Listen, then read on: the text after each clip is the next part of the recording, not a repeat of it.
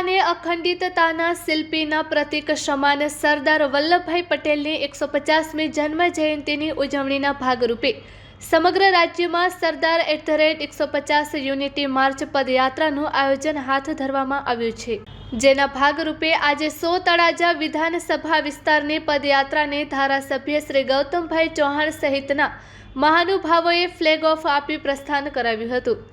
આ પ્રસંગે ધારાસભ્ય શ્રી ગૌતમભાઈ ચૌહાણે રાષ્ટ્રીય એકતા, સ્વદેશી જીવનશૈલી અને આત્મનિર્ભર ભારતના સંકલ્પને વધુ ગતિ આપવા અનુરોધ કર્યો હતો। રોયલથી શરૂ થયેલી પદયાત્રા દેવળિયાના ધાર પાસે સમાપ્ત થઈ હતી। આમ 11 કિલોમીટર પદયાત્રાનું આયોજન કરવામાં આવ્યું હતું। પદયાત્રાના સમગ્ર રૂટ પર મહાનુભાવો સહિત સૌ કોઈ ઉત્સાહ સાથે તિરંગો લહેરાવી જોડાયા હતા।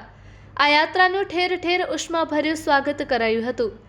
તળાજા વિધાનસભા વિસ્તારની પદયાત્રામાં પ્રાંત અધિકારી શ્રી, મામલતદાર શ્રી, તાલુકા વિકાસ અધિકારી શ્રી તેમજ તાલુકા પંચાયત પ્રમુખ શ્રી રાણાભાઈ સોલંકી, નગરપાલિકાના પ્રમુખ શ્રી હેતલબેન, અગ્રણી શ્રી દિગ્વિજયસિંહ ગોહિલ તેમજ સર્વોત્તમ ડેરીના ચેરમેન શ્રી મહેન્દ્રભાઈ પનોત સહિત બહોળી સંખ્યામાં નાગરિકો જોડાયા હતા।